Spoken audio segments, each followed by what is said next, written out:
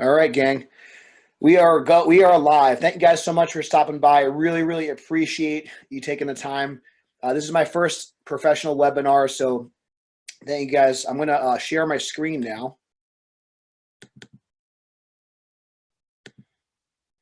All right, so here's our presentation. So again, I'm not gonna be able to see the chat box right now. So we will get to questions later, but there'll be some opportunities. So continue to write stuff in the chat box, and I will check that later. Let me see if I can also. Okay, yeah, so I'm gonna maybe move the chat to over here, maybe. All right, we're gonna get rolling. And then we're gonna go view, show.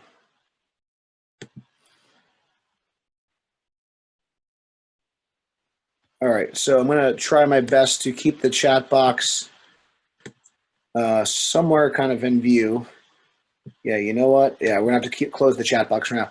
All right, gang, this is bodyweight bodybuilding. Kind of a little bit of a trick, but because we're going to talk really about strength training today in the context of minimal equipment, minimal resources. Now's the time to get creative. So we're going to tell you how to gain maximal strength and size with minimal or zero equipment. So that's going to be our topic for the day. So I want to thank AAPTE. This is the organization that certified me nearly a decade ago. I've been coaching people for a little over 14 years. I'll get into my bio in a second, but I just want to thank Teresa and Vincent especially. I also want to say my views and my opinions and my knowledge and things like that, it's not necessarily always going to be 100% in line with what AAPTE teaches, but they've been a fantastic resource for me. Highly recommend them if you're looking to get certified in personal training, and I really appreciate the opportunity, so I just want to give them a thank you really quick. But again, obviously, these are my opinions and my views, and these are coming from the context of my experience. I just wanted to let you guys know that as well. So why should you listen to me? Quick background about myself. I just want to, for those that are unfamiliar with who I am, I'm a certified strength coach, certified through AAPTE. I'm a gym owner. I own GaglioneStrength out of Farmingdale, New York. We have a powerlifting team. I've helped over 80 lifters achieve national ranking in their division in the sport of powerlifting. I've written for Testosterone Nation, Men's Health, a bunch of other publications. I have a master's degree in education. I'm currently the head trainer for USA Powerlifting. Just recently promoted to that position. Excited to venture into that more. I've competed in the sport of powerlifting for nearly 15 years myself, so I try to practice what I preach, try to lead by example.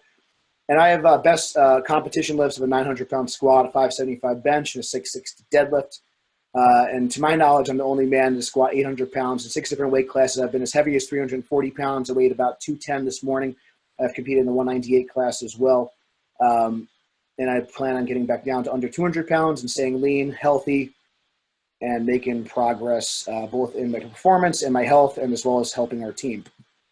So this is what we're going to talk about today. We're going to talk about training people for strength and size with minimal equipment. We're going to break down progressions and regressions. So we're going to have some time for Q&A at the end.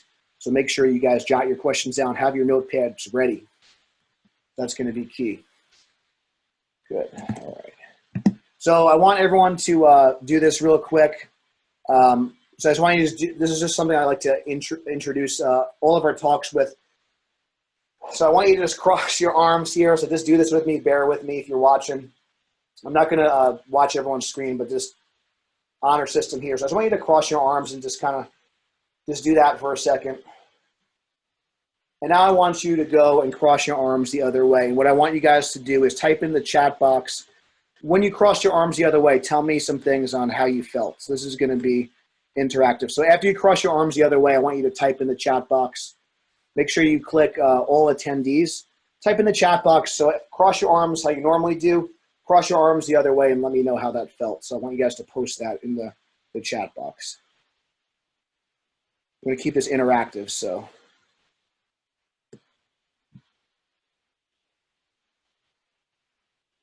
I want you guys to cross your arms and let me know how that felt.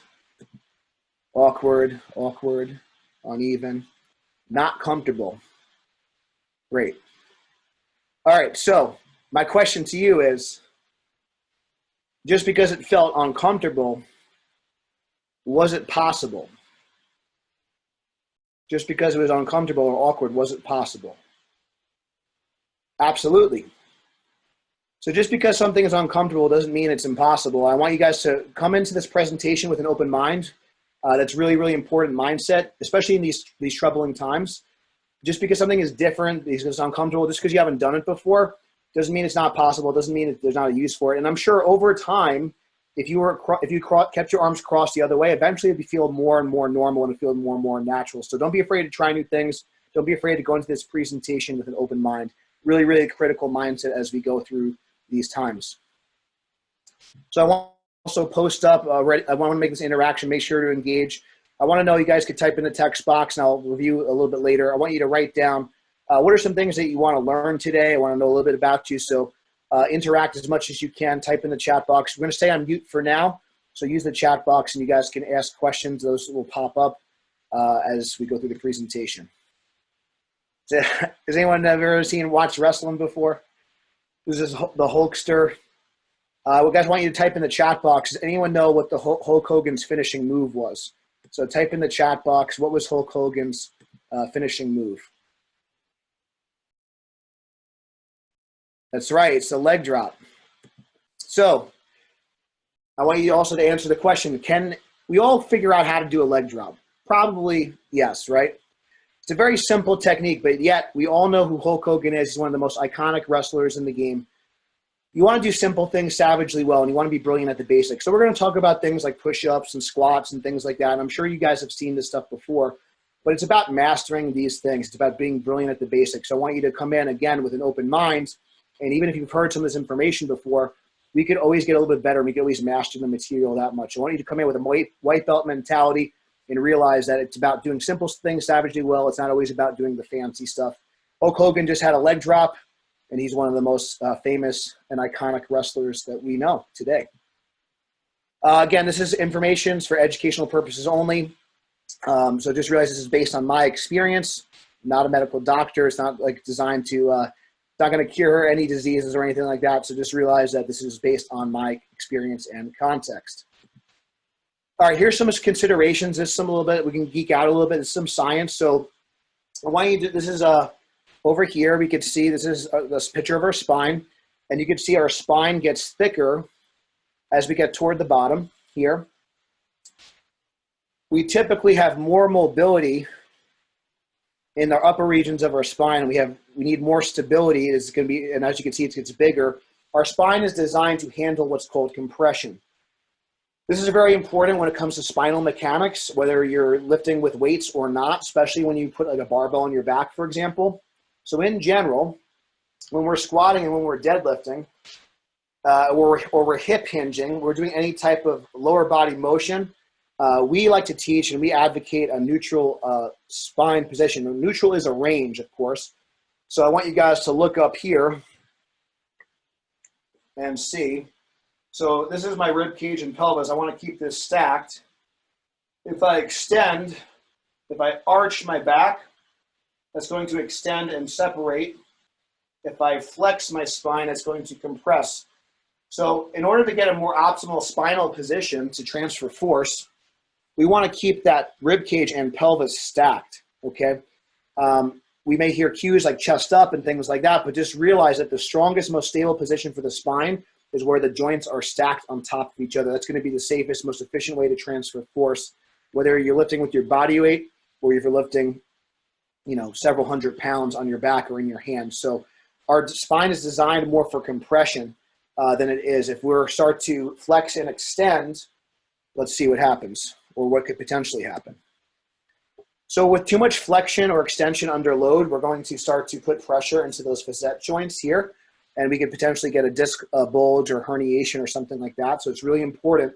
It's even a consideration when we're doing things like spinal flexion as an exercise for our abs. When we have repetitive flexion and extension, especially under load, we could potentially cause damage to the disc. So we want to make sure we're loading our spine, and we're trying to work our limbs, we're trying to work our legs and our upper body. We want to try to have a braced neutral position, and neutral being, we're going to have a slight lordotic or a slight arch in our back. and a slight kyphosis or a slight rounding in our upper spine. That's kind of a natural position for our spine to live. But in general, we want to try to have that braced neutral position.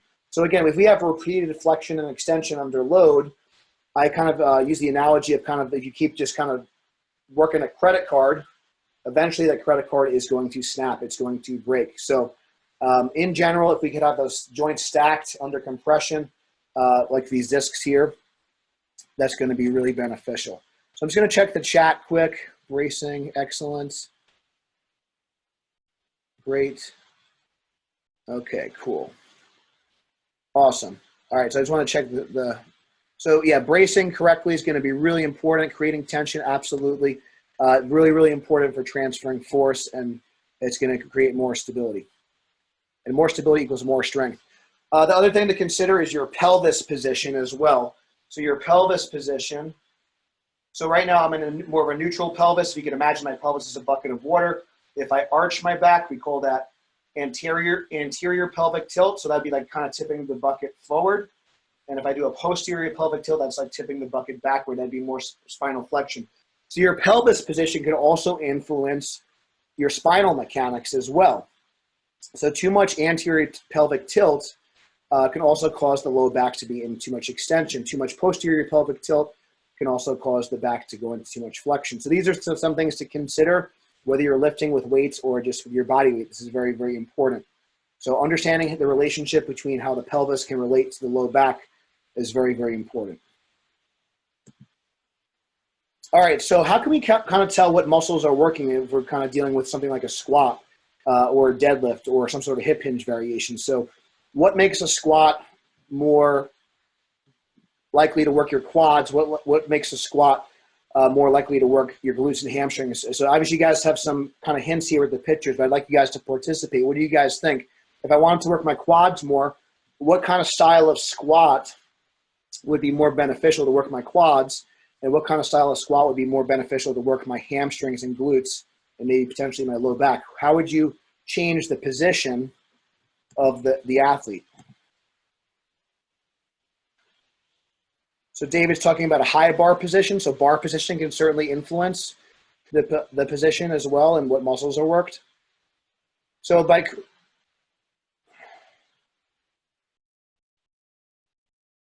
what are some other ideas that you have in terms of squatting mechanics and how this could dictate? So torso angle for sure. Good. And we're going to get in shin angle as well. So in the picture on the left, this is more of like what we might look at a high bar squat or a front squat. The knees are more forward, and you can see there's a greater distance. If the load is, assuming the load is over the midfoot, there's a greater distance. There's a greater distance between the load and the knee joint here. This is a more upright squatter. Okay, so maybe a high bar or front squat, for example, or maybe it's a goblet squat or something like that, or just it's a more shins forward squat, and there's less of a torso angle there. And the second example on the right, this person has a very forward lean. There's a big moment here, a big distance between the load, which is over the midfoot. We're assuming the load's over the midfoot, and the hip. So in the squat on the left, this is a more knee dominant squat. So you're going to find that the quads are going to work harder here. The athlete is more upright. The shins are more forward. There's a bigger moment, bigger distance between the load and the knee joint. And in this situation, the load is over the midfoot still, but the athlete is more bent over. There's more of a torso angle, and there's a bigger moment or distance between the hip and the midfoot. So that's going to create more tension and stress on the glutes and hamstrings and low back. So some other considerations now, if someone has a low back issue, we may want to opt for a more kind of knees forward, upright torso squat just to limit stress on the spine. If joints are not, if someone has a knee issue, we might have them squat more bent over, for example, and have more of a hip dominant squat. So there's considerations from a joint stress standpoint, also a muscular standpoint that you should consider with your squat mechanics, and also how long is the person's torso, how long is the person's femur, how long is the person's shin or their shank. So these are all considerations with squat mechanics. But in general, we want to have the load over the midfoot, whether we're using a barbell or not. This is very important. Let me know if this is making sense for you guys. If you guys are enjoying, if you guys learned something, put it in the chat box. Again, I want to make this interactive. So I think Joe Branda also mentioned about torso angle, and then we also talked about shin angle as well. So the other consideration with the shin angle, because you can have an upright squat and still have a fairly vertical shin as well. If this is kind of my knee joint, and this is my kind of quad, and this is my shin, this is my leg, this is my lower leg. I also want to consider that shearing force if the kind of knee is traveling anterior or forward as well. So these are things to consider. Consider how much ankle mobility the person has. So that's why you see some lifters wear a heeled shoe, and we're going to get into squatting with elevated heels if we want to work the quads more. So torso angle is a consideration, as well as also the shin angle as well. Let me know if this is making sense, guys. Yeah, so if you have tight ankles, then you might need to squat more bent over in order to achieve what would be a competition depth. Now, that being said, if we're just using these exercises just to train the muscles, we're going to talk about range of motion and into it as well. Because if you're not a competitive powerlifter, you don't have to necessarily squat to a certain depth if you're just using it as an exercise. We're going to talk about how to gauge range of motion based on the exercise and the intent. So this is going from a shoulder standpoint here. We're showing how the difference in orientation of the shoulder can affect the muscles and what's on stretch and what isn't. So if you look at the top photo here, this would be like a very wide and high angle, and then we also got to consider some type of impingement and some shoulder stress here. The wider and higher we go, that's why we often hear powerlifters and strength coaches say you want to tuck kind of the elbows in a little bit. It's going to provide a little bit less stress on the shoulder. But in general, if I'm out here more, I'm going to get a greater stretch on my pec muscles here, so I could potentially fire them and engage them better. So if I was doing push-ups with my elbows out versus push-ups with my elbows in versus my hands close, these are all going to give me a different result in terms of muscle stimulation. So if you look at the top picture, getting a very, very big stretch in these upper kind of pec fibers here and here as well. I would say this bottom right picture is a nice combination, a good balance between kind of our pec, shoulders, and triceps. And it's a nice joint-friendly position for the shoulder. We're slightly tucked in, but we're still getting a nice stretch on the pec as well. And in this bottom picture, this would be more of like an elbows in, really super tucked, or maybe like a close grip bench, elbows in here. So if there's a bigger moment or it's a bigger distance between the elbow versus the shoulder, that's going to influence the tricep a little bit more. Considering, again, if you can imagine if someone was doing a push-up or a bench press with the load opposing the movement pattern. So in this position here, so if I'm getting pushed down this way, that's going to provide a different effect than if I'm getting pushed down this way, where I'm kind of opposing more of my delt and my tricep versus more of just my pec out here. So depending on my elbow angle and depending on where the resistance is and depending on where my grip is, this is going to greatly influence the difference in participation of certain muscle groups, even though I might still be doing a push-up or a press or things like that. So let me know if this is making sense. So even though if this is the same, we're using the same exercise. So Zach asks about for longevity. So you might want to, as the lifter gets older, it really just depends on the wear and tear on their joints. But Zach asks about, would you prefer the lifter have a bigger moment? The low back is designed to have more compressive force, and it could take more force in general. So in general, a more probably vertical shins and just like a balanced squat. But in general, I would say a more hip dominant squat, you're going to allow us to use stronger, bigger muscle groups. So that's going to be a little bit easier on the body as a whole, in my opinion. But I think both are good depending on the situation and depending on the load. We're going to get into lunge position, but it's really kind of similar. We're going to get into lunges in a second, Vincent. But the same kind of idea, if there's more of a shin angle and there's more of a moment at the knee, that's going to work more quads as well. But in general, a lot of single leg work, in my opinion, is more quad dominant because you're getting a great range of motion at the knee, especially if the torso is upright. So let me know if that helps answer your question. All right. Okay, so this is important. So we were talking about kind of longevity and things like that. So we want to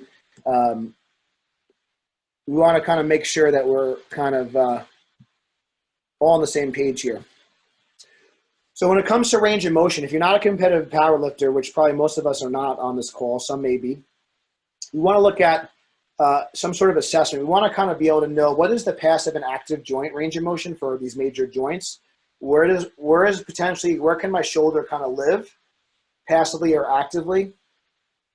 Where does my hip live? How much hip flexion do I have? How much hip extension do I have? How much shoulder extension do I have? How much shoulder flexion do I have? So it's kind of really important to kind of know what our kind of normal joint ranges of motion are. And then we don't necessarily need to load the end ranges of the joint range of motion, but it's important to kind of know what are our limits. Everyone's mobility is going to be a little bit different in the joints. Everyone's kind of levers, their torso length, their limb length is going to be a little bit different. So some things we want to consider. This is taken from AAPTE and Vincent. The HOT principle, really, really important. So what does the athlete have? What can they own and what can they tolerate? So in terms of my shoulder, this is kind of what I have. Now, just because I have this doesn't mean I need to train that full range. What can I own? What can I keep shoulder position on? Can I maintain good scapular position in the bottom, for example? Can I keep activation on my pec in this position in the bottom with a certain load? Okay, so these are things to consider. Just because I have it now, but can I also own that position in the bottom? Can I go below parallel in a squat and own that position, or does my spine flex? Does my pelvis posteriorly shift? Does my lumbar flex? So I may have the range of motion, but can I own the range of motion? And now what can I tolerate? How much? How often? What's the load? How many reps am I doing? So everyone's tolerance to frequency, intensity, and volume is going to be a little bit different, and that capacity can definitely change over time. So you want to know when you're working with athletes or you're working with yourself, what do they have, what can they own, and what can they tolerate? That's partly that's going to be from experience, and partly you have to do some homework and you have to assess. Every time you talk with somebody, that's an assessment. Every time you watch someone move, do an exercise, that is also an assessment. So you want to be constantly assessing, asking questions. How does that feel? How does that feel before and after the session? So you're constantly assessing your athletes and yourself. But again, remember the HOT principle. That's going to be really important. Because again, if someone is not a competitive power lifter, we don't necessarily have to, do a full range kind of press or push up where we're getting to end ranges at the shoulder. We don't necessarily have to do a full range squat. As far as for measuring progress, I do think it's important to have a consistent standard, but just realize that if you, again, there's sport and health and fitness and exercise those are all different things, and it's really important to respect our bodies. All right, so this is really important. So these are just some general cues that are going to be really helpful. So I invite you guys to try some of these things. I'm going to try my best to, I actually have no shoes on so you guys could see. So let's see, we're going to look at my feet here. Okay, so what I'm trying to do is spread my feet in the ground, and what I'm trying to do is push my big toe, little toe, and heel in contact with the ground, and I'm not going to be able to do this, so I'm trying to tear the ground apart. So I'm going to stamp and tear, and if you watch that, it creates external rotation, torque. So by creating stability through it's called a tripod foot, so big toe, little toe, and heel. It puts the weight over my midfoot, and now it kind of gets all my joints in a good position. If my ankle collapses, that's when you're going to see that kind of knee collapse. And so everything starts with the feet, whether I'm squatting, benching, or hinging.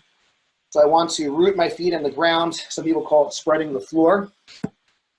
So that is a really important cue. I think that you guys, if I invite you guys to try that, and let me know if you should feel tension in your outer hips. I want you guys to try that. If you're at home, you can do that seated or standing. Think about grabbing the ground and twisting the floor apart this way.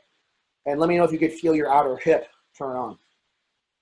So that's the first big cue, is rooting your feet. Your stability starts from the ground up. The next big cue is kind of protecting your armpits. So I guys want you to, after we root your feet, I want you guys to try this one as well. So try rooting your feet first. Again, big toe, little toe, and heel in contact with the ground. Grab the ground, rotate out. Feel those hips turn on. Then we're going to go over the next cue.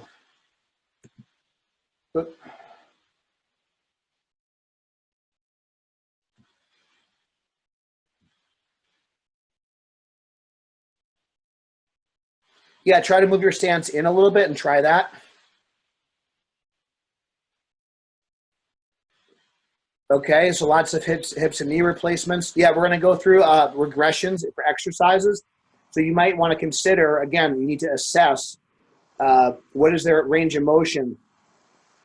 You might need to do more supported exercises, lower level exercises. We're going to get into actual practical implementation a little bit later, so please hang tight. We do have a process for finding squat stance. It's a little bit outside of the scope, but basically we want to do a hip scour test. So we want to kind of feel, if you want, shoot me an email to GaglioneStrength@gmail.com, or you could DM me on one of the social platforms and I'll send you a video on that. It's a little bit outside the scope of this presentation, but absolutely. All right. Next one's protect your armpits. I guys want you to think about dropping the shoulders in, pinch, and tuck. Think about protecting your armpits. And you should feel your lats and upper back turn on. So let's try that again. Pinch, tuck. If I'm doing a push-up, same kind of idea. I'm grabbing the ground and rooting into the floor. I'm twisting my shoulders, creating external rotation, torque. So I want you guys to try that again. Pinch, tuck. Creating that upper back tension. I want you guys to let me know if you guys feel the muscles under your armpits, your lats and upper back turn on. It's really important to learn how to engage the lat.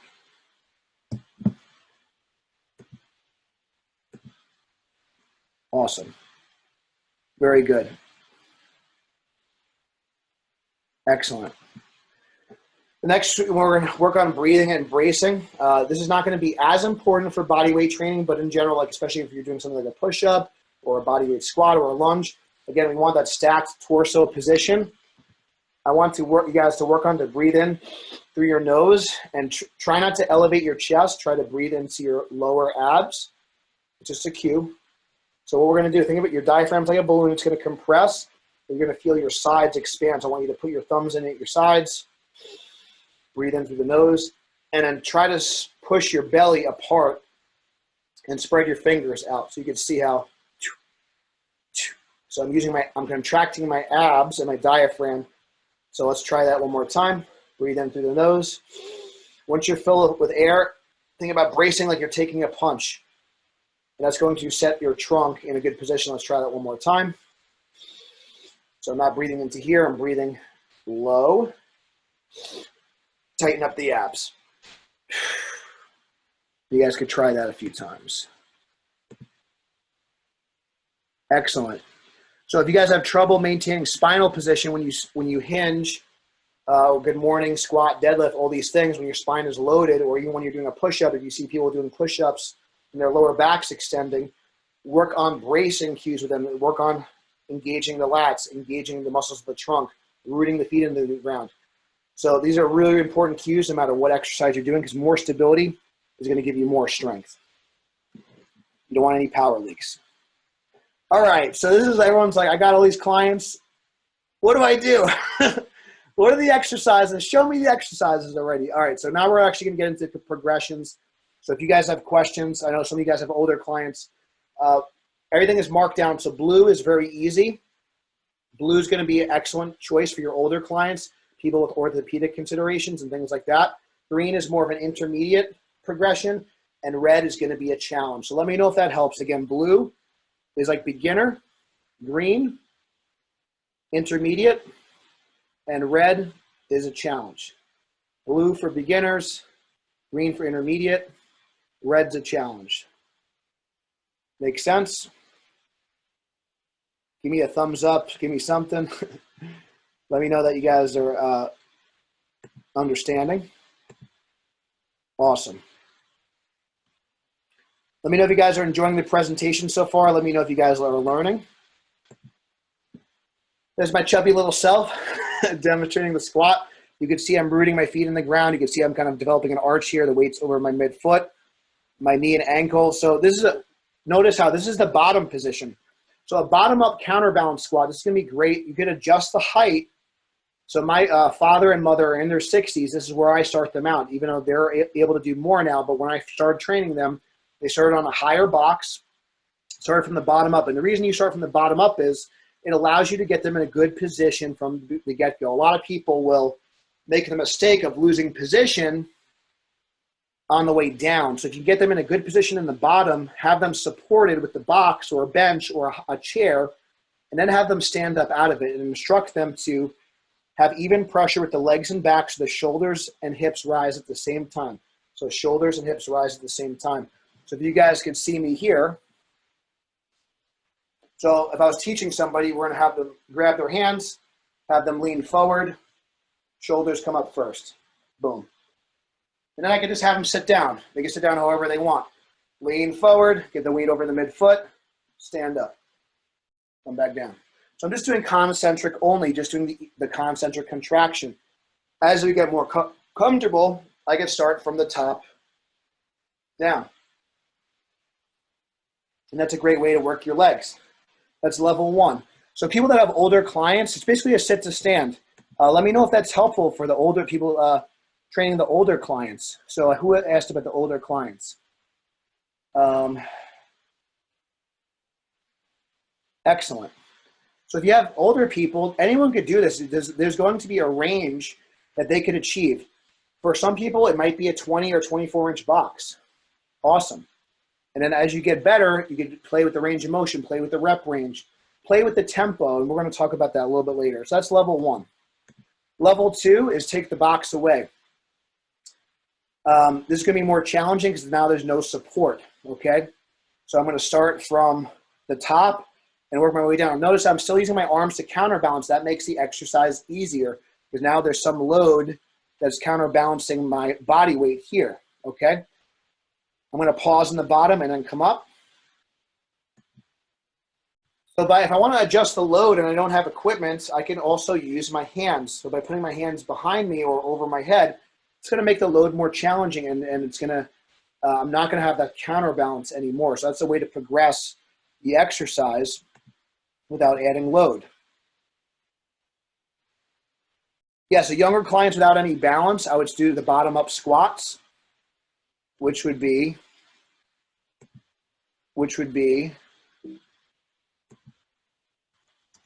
so people with no balance, you start them with the box and from the bottom up. That's what I would recommend.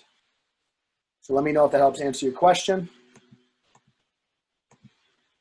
So this is a level, this is a more challenging progression, even with your body weight, especially if you go nice and slow and add.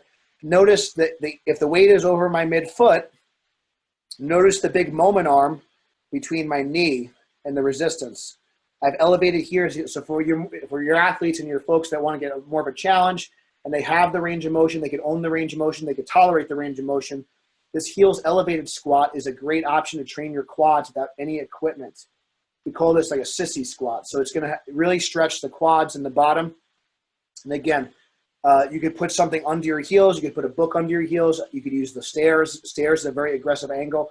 I would start with like a ½ inch, then build up to an inch, you know, up to like 3 inches. I think any more than 3 inches might be a little excessive, but go slow progression. But that is a good way to progress the squat and work it's going to make it more quad and knee dominant.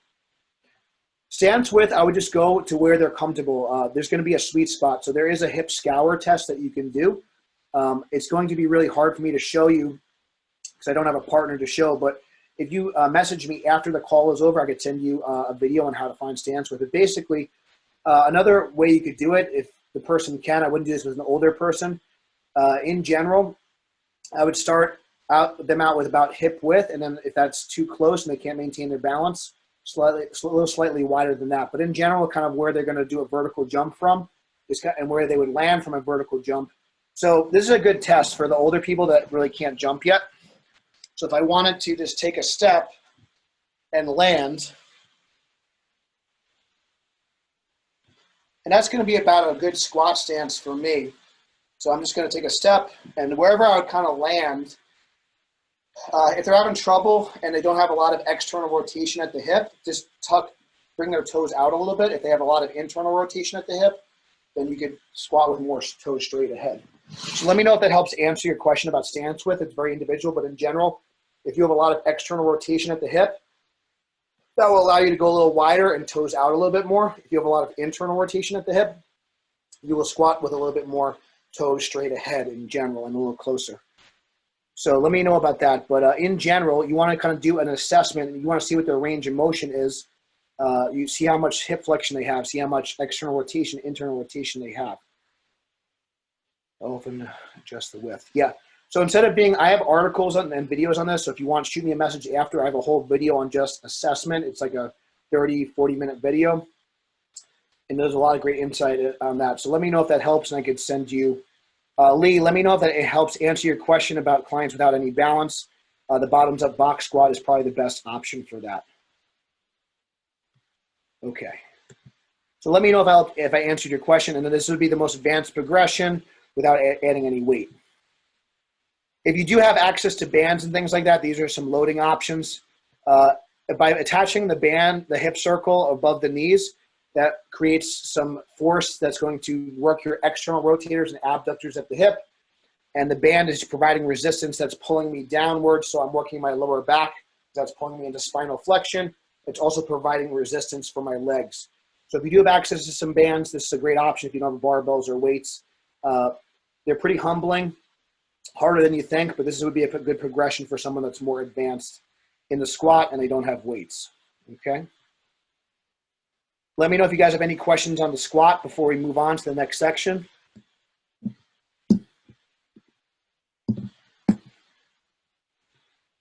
All right, so this is the push-ups. This would be kind of like what might be an option for level one. This is how you do a proper push-up from your knees.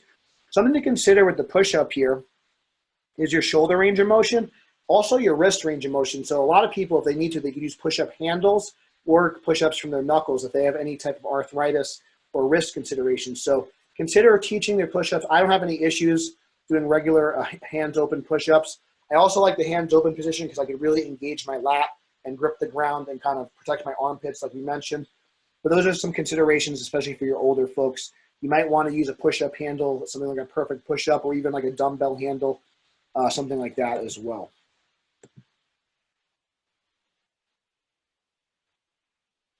Yeah, so I'll just be, so my dad, this is a little bit, I'm not a doctor, so that's number one. I'm not a doctor. You could certainly do unloaded movements, but I think people just need to, you got to learn to move your body weight, man. If you can't get out of a chair, if you can't get off the toilet, I think we got problems. That being said, if you want to use some assistance, I'll show you an example of an assisted squat. So if I use a doorway here,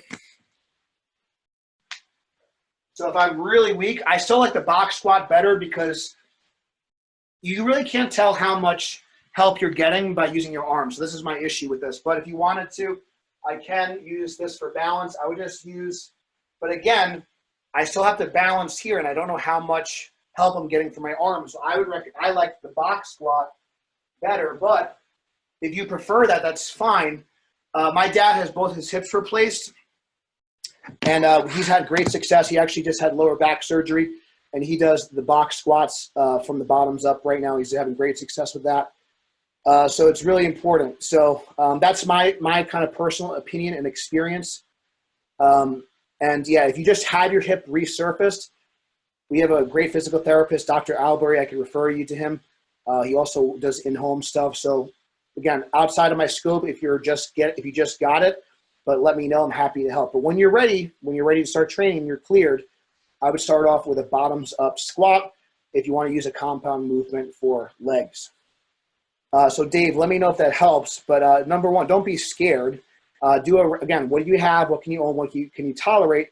So if you can tolerate an assisted squat better than a box squat right now, then I would go for it. But I would probably work with a physical therapist during this time. So for the spine position and during the push-up, absolutely, yeah, for sure. And I wouldn't be just so afraid, like just start slow, progress slowly over time, micro progress. Again, you could start with a very, very high box squat. Anyone could probably, like if I was squatting at a really crazy height like this, there's a box squat that anyone can do. You just got to find that range of motion that they could tolerate. There is definitely always a height. There's always a range of motion that they could squat to. As far as EliteFTS.com is a great source for bands. Westside Barbell is a great source for bands. There's lots of places. Elite FTS probably EliteFTS.com. Spine position. Okay, so during a push-up, we talked about, I apologize, I might have X'd out the chat box before, so if you repost your question if I didn't answer it. In order to achieve this neutral spine position, you need to work on bracing here, so keeping the ribcage and pelvis stacked. The other thing I like to think about when I'm doing a push-up is my shoulders, just like with the squat, your shoulders and hips need to follow each other. It's the opposite with a push-up. So you want your hips to rise evenly with the shoulders, so opposite of a squat. So what you'll see is during a push-up, is, let me know if you guys can see. So if someone's not bracing properly, you're going to see this. Now, if I brace properly, I want to lead with my hip. Lead with my hip versus leading with the chest. That's what you're going to see. You're going to see the arch. So now if I do it for my knees, again, I'm leading with my hip versus leading with my chest. So it's all about having integrity here, and then if I engage my lats and my abs, I'm going to have that connection with the spine. So I'm squeezing my butt, I'm squeezing my lats. So Lee, let me know if that helps answer your question. So I'm going to start off with on my knee. Now this might be still too hard for some people. So another option is hands elevated push-ups. Just like with the squat, there is an elevation where anyone can handle, like so. So if I'm going against the wall, I'm going to have something wide. There is a height that anyone can handle. This is very, very low load. And as I progress to the floor and elevate my feet, it's very, very high load.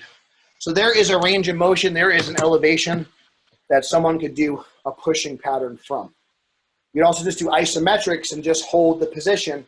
If they don't have the shoulder range of motion, maybe they can only do push-ups here. That's fine.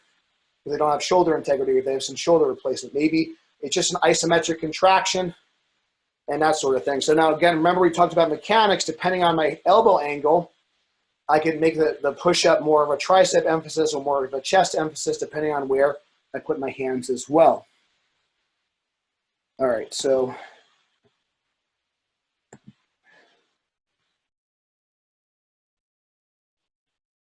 good source for longer, thicker bands. Awesome. Dave, let me help if I help answer your question about range of motion for older clients and progression for older clients. The big thing is to start a micro progress, and maybe there's a certain point where you don't extend the range of motion anymore. Maybe you just do more repetitions, maybe you just do more volume, or you slow down the tempo. We'll talk about progressions in terms of tempo and things like that later. Okay, greatly. All right, so the next piece is elevating the feet. It's going to be more of start to work a little bit more shoulders, the more of an angle you get. By elevating the feet, that's going to add resistance and make the exercise more challenging without adding load. If I continue to make the elevation, most of us are not going to do like a handstand push-up or something like that, but if I wanted to, the more overhead I get, the more I'm going to work my shoulders, the more it's going to work more of like an overhead press type feel, work more of my delt and less of my chest. Also going to make the exercise more challenging. These are some other ways. I could use something like a slingshot device. This is a hip circle, but you guys can get the idea. So a slingshot device will assist me in the bottom. So this is stretching, and the band wants to pull me back in, so it's going to help me out of the bottom of a push-up or a bench press. So for our older clients, we do a lot of slingshot push-ups. You can get those at markbellslingshot.com. He's a buddy, but I don't get any affiliate commission or anything like that. So that will be a great tool if someone does have shoulder issues. By adding a slingshot, that's going to also provide some compression around the joints and protect you when you're in the most vulnerable position. That allows you to have some assistance out of the bottom. So the slingshot push-up is going to make it easier, whereas putting a band behind your back, your back will make it more challenging as the band stretches. As the band stretches, you're going to get more assistance at the top. More resistance at the top, excuse me. So you're getting assistance from the slingshot, resistance from the band. This is just another option. Again, so just talking about moment arms and things like that. So if I let my hands come this way versus this way, that's going to put more stress on my tricep. So if I did it against a wall, that would be a little bit easier. If I did that lower to the ground, it's going to make it harder. So that would make it more of a tricep emphasis because there's going to be more of a stretch here, and it's a longer lever versus here. I'm kind of going through my shoulder more. Here I'm going through my elbow more. So that'd be like a bodyweight tricep extension. That'd be more for advanced. Thanks, Lee.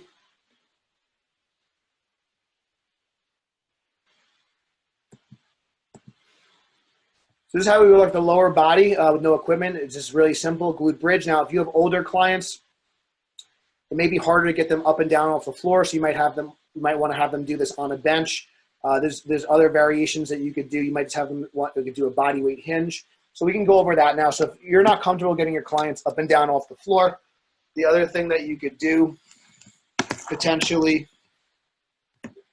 is just have them, again, do a more hip dominant type squat where I go through more of just flexing and extending the hip. When I'm teaching this, I like to have my hands out. The more I flex the hip, the more I flex the shoulder against the counterbalance, but also helps me lengthen my spine. So if I don't want to have my clients come up and down off the floor, but I do want to get some load on my glutes and hamstrings, I can just do a more hip dominant kind of squat and not bend my knees very much at all and just bend at the hip. And that will allow me to get some load on my glutes and hamstrings as well. The difference between that and my glute bridge is obviously we're kind of taking the knees out of the equation. So it's just getting mostly glute, and our hamstring is not really lengthening or shortening too much, but my hip is going through flexion and extension, and the load is going through the hip joint. So I'm having a hip circle around here just to get my hips going a little bit more. If I elevate the back, that's going to extend the range of motion.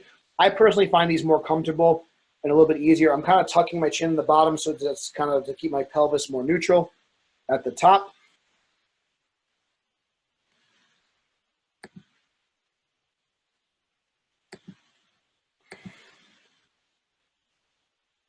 We just call it a hip hinge, Peter.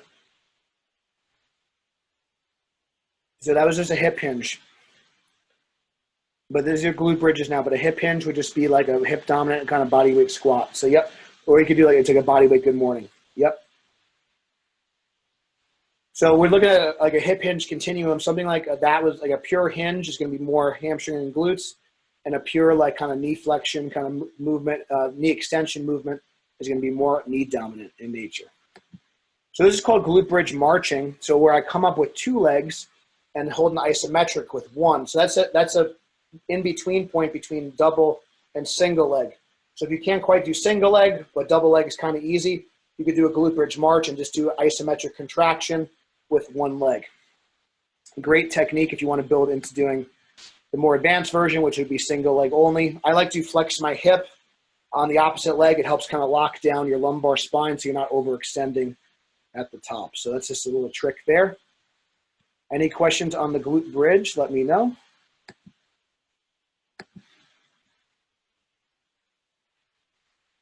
I don't personally do barbell glute bridges. I will do some banded versions. Sometimes we'll put a dumbbell on, but I don't do barbell glute bridges much anymore, if at all. I like just doing high rep hip circle with body weight or high reps with bands or single leg versions. When it comes to barbell training, most of our clientele is powerlifters. So we're going to spend most of our time with a barbell doing squatting and deadlifting exercises just because that's going to have a higher transfer. So when it comes to glute bridges, now if you have general population or athletes, I think barbell glute bridge or barbell hip thrust can be a main movement, but it's just not as specific to the sport of powerlifting. So I don't use them personally too much, but I think there is some value there. The glute bridge marches absolutely is a great in-between point for sure. So it's all about context. Specificity, yeah. So in terms of powerlifting, anything that's closer to the competition squat, bench, and deadlift for a heavy single is going to be better. So a glute bridge is going to be further away. It's going to be more of a general exercise. So we usually don't worry about loading with a barbell for a powerlifting client. These are some other ways you could add resistance or add intensity. So the hip circle is not going to necessarily make it harder on the glutes, but it will make it harder on your hip abductors and external rotators. And this is a variation I learned from Kelly Davis. This is a banded version. It's not exactly directly in line with the joint. So we can actually talk about that now. So I want you guys to actually put in the chat box, if I'm doing this movement and I'll pretend I'm standing, let's say I'm holding a dumbbell, what muscle am I working in? So this is a little bit of a trick question, but what muscle am I working right now? No trick. So I'm standing upright and I'm doing this motion. What muscle am I working? And drop in the comment box. What muscle is working right now?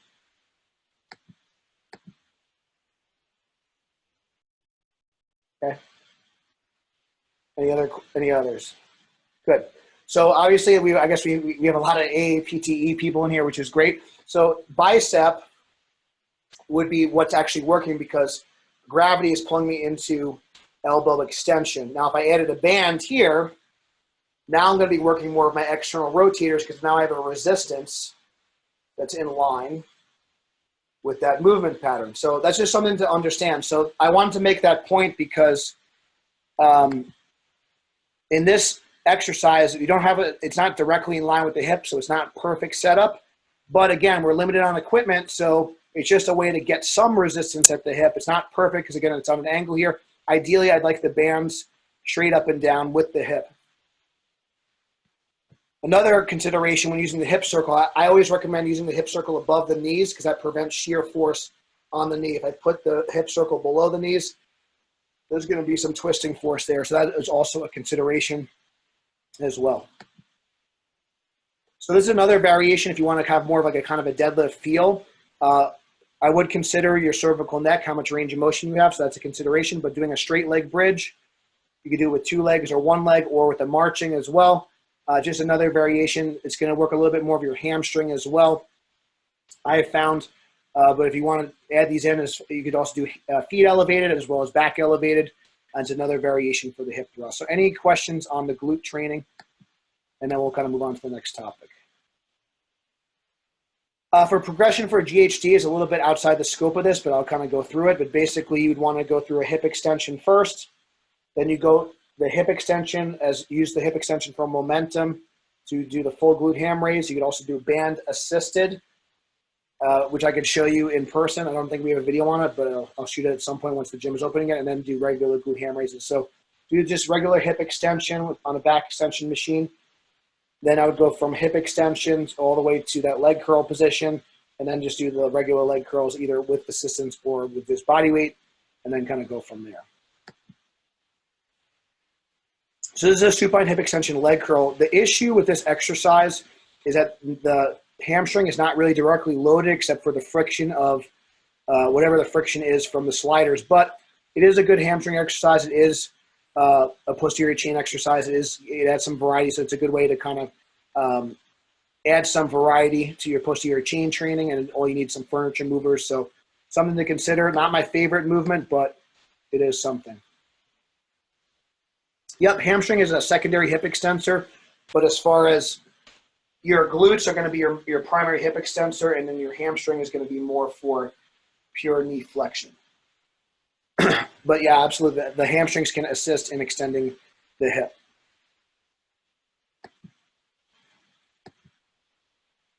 Okay, so there's some considerations here. Now, this again, we're assuming no equipment here. So ideally, I'd rather do these exercises on a bench.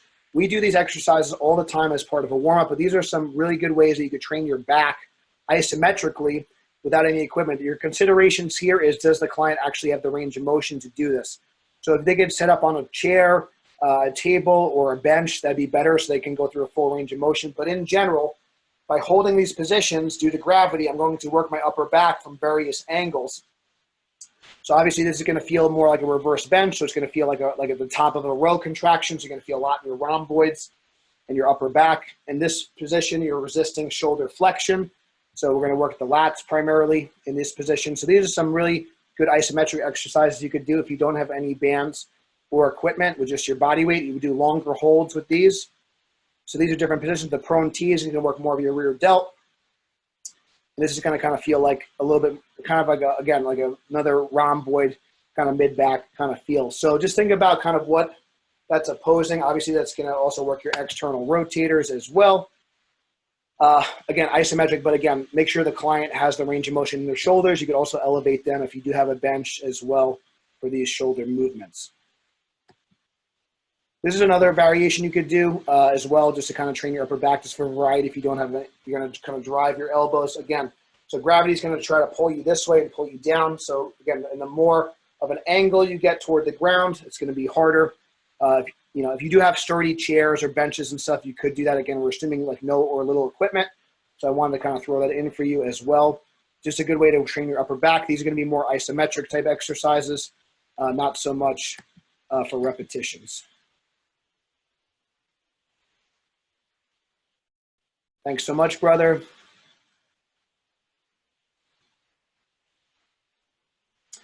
Yeah, I think that there's definitely, I would switch it up every now and then, every couple of weeks for sure.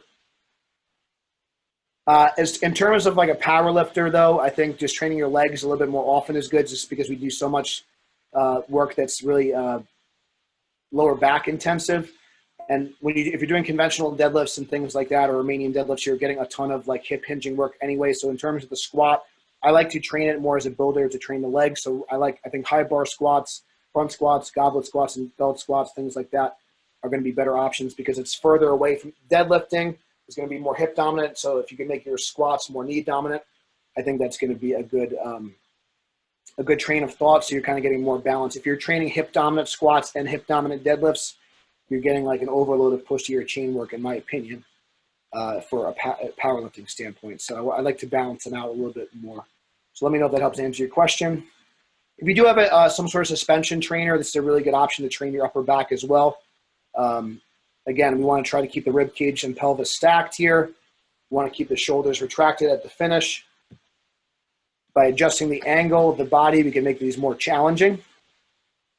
If you do have access to a playground or something like that, you could certainly use a playground as well to do some of these exercises if you don't have access to suspension straps. All right, so any questions on pulling? And then we're going to get through some core exercises. So these are just some isometric contractions. So if you want to work on your bracing, again, gravity is kind of pulling us into extension. So these are anti-extension exercises. So it's going to work the core from an anti-extension standpoint. Gravity is trying to pull the body. These are level 1. So these are elevated positions. Again, there's an elevation that anyone could do. You could do these from hands extended or from the forearms, depending on if you want to get the upper body a little bit more involved or not. So again, closer to the ground is going to make it a little harder. I can also adjust points of contact, so we can get some rotational components in here by adjusting limbs, taking your hands or feet off the ground. And then you can use some furniture movers as well, just for some variety. Again, there's going to be some friction there. In terms of the ab rollouts, you're also getting a lat component to it as well. So again, depends on how you do it, but I just want to guys give you some options here to work your core, work your trunk muscles, and work your bracing ability. In terms of side planks and things like that, some other things to consider, there's going to be some shearing force to the knee here. I prefer more short lever versions, especially if you have people with knee issues. But again, now we're working anti-lateral flexion. So if I want to kind of work my kind of side of my abs and side of my trunk, it's all the muscles that resist side bending as well. So again, when we talk about the architecture of the spine, it's more designed for stability, not as much range of motion at the low back. So doing these isometric exercises can be beneficial, in my opinion, especially if you want to work on bracing ability, your ability to resist force. Again, some considerations here. If you keep the legs extended, there's going to be some shear force there, so that's a consideration. So you could have the legs bent. Also, with these Copenhagen planks, you're also working the inner thigh. It's a way to work the inner thigh. Again, if you want to limit shear forcing at the knee, you could bring this pad or chair or whatever you have and just bring it above the knees to take the shear force out of it. Again, I want to give you guys some options. So consider like what knee issues the person has. Consider what the goal is, but I want to give you guys some options for training your core. Thanks, Lisa.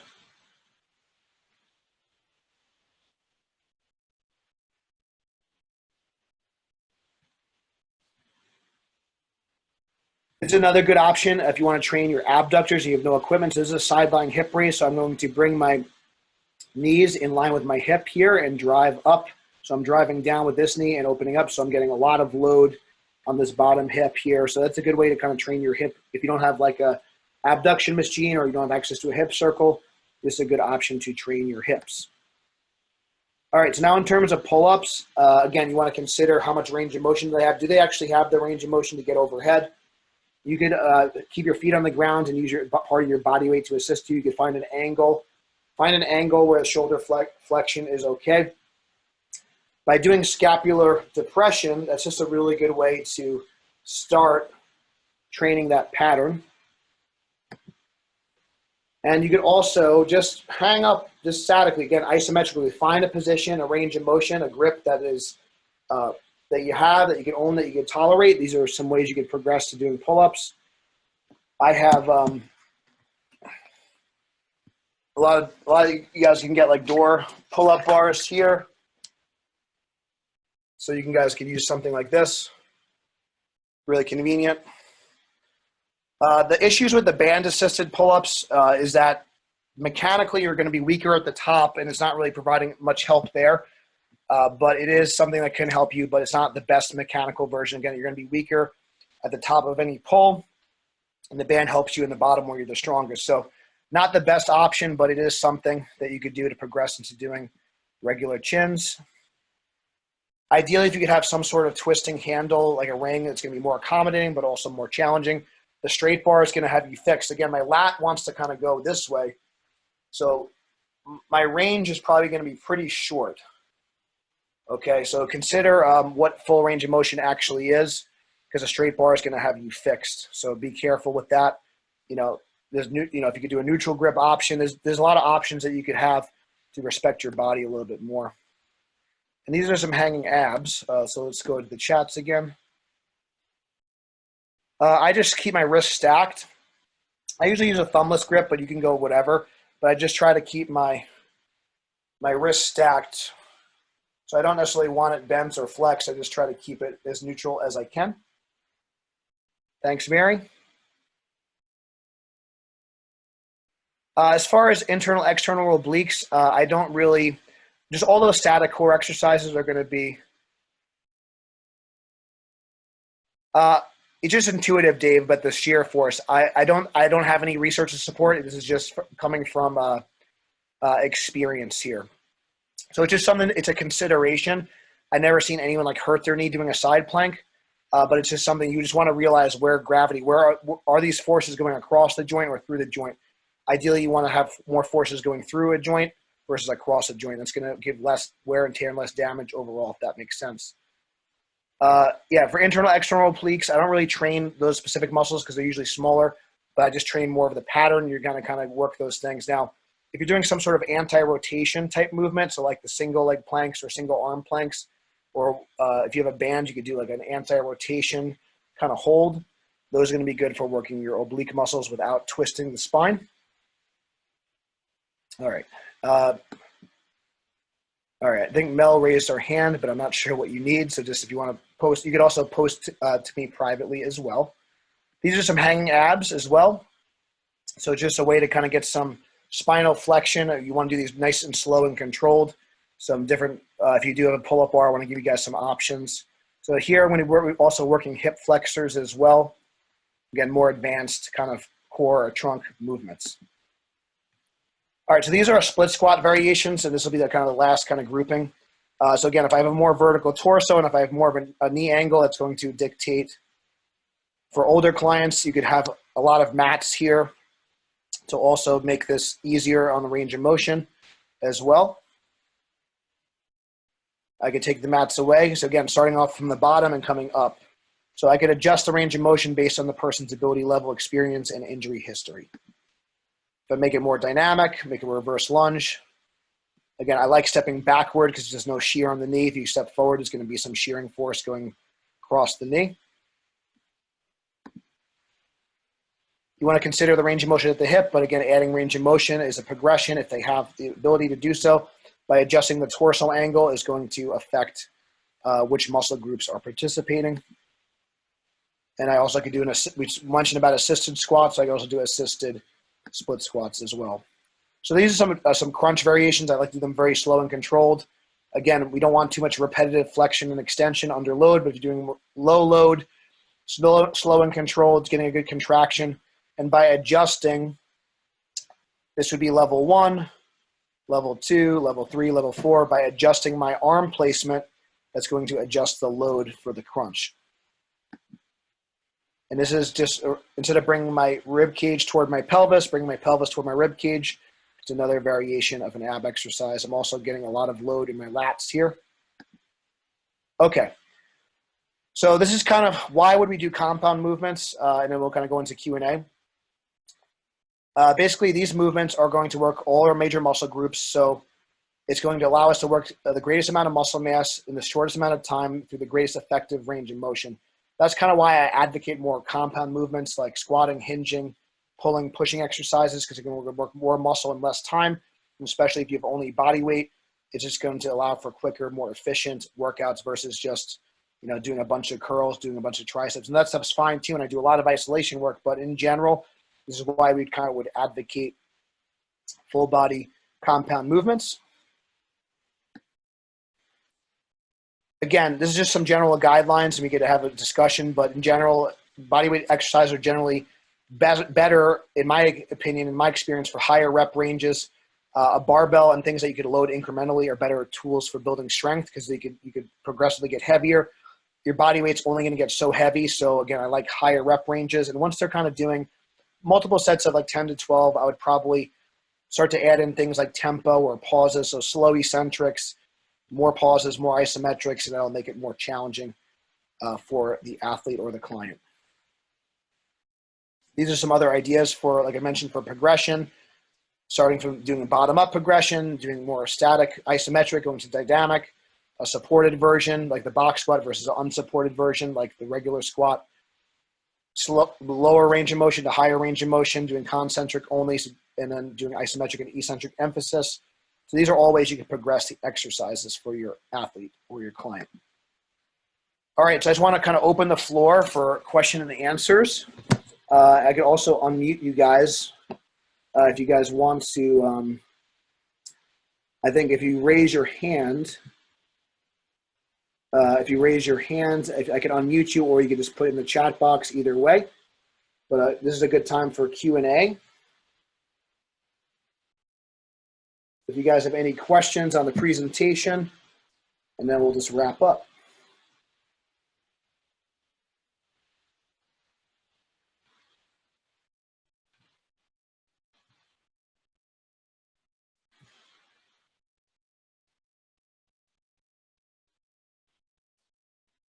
Thanks, Vincent.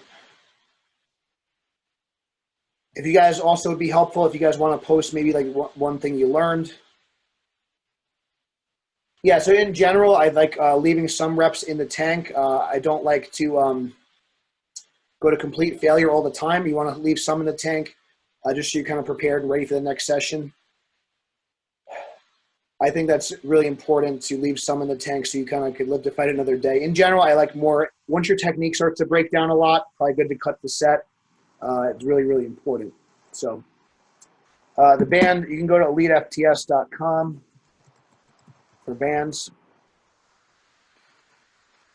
Yeah, so as far as proper warm-up, just doing anything that you could do to get the body warm. So walking, a light jog, just lighter versions of the workout you're doing could be helpful. So just practicing the movement patterns and doing easier progressions. Those are all ways you can kind of warm up.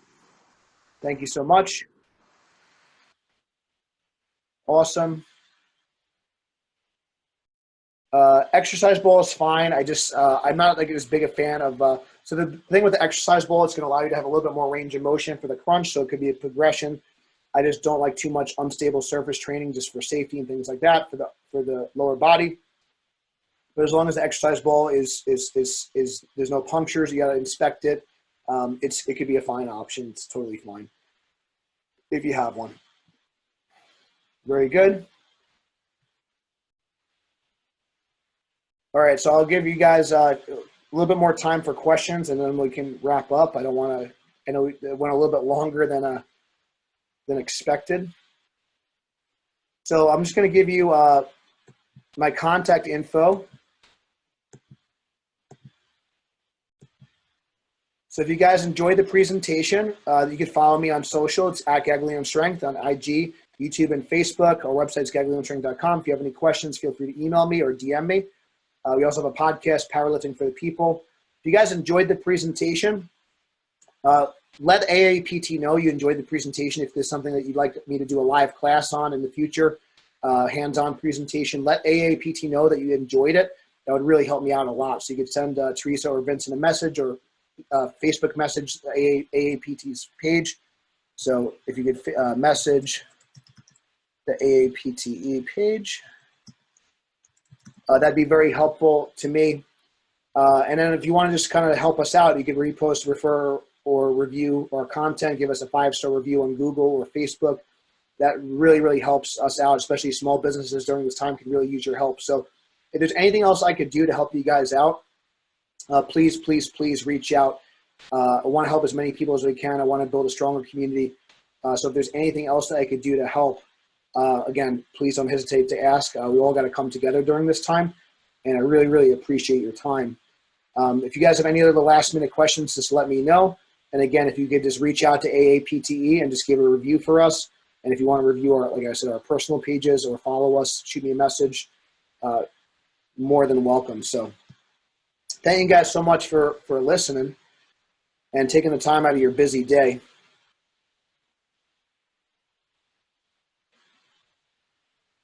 All right, gang. So I think that is it. Thank you guys so much again. So if you could refer, review, or repost the content from us, give AAPTE a message. Thank you so much for watching. And until next time, stay strong, and we'll see you soon.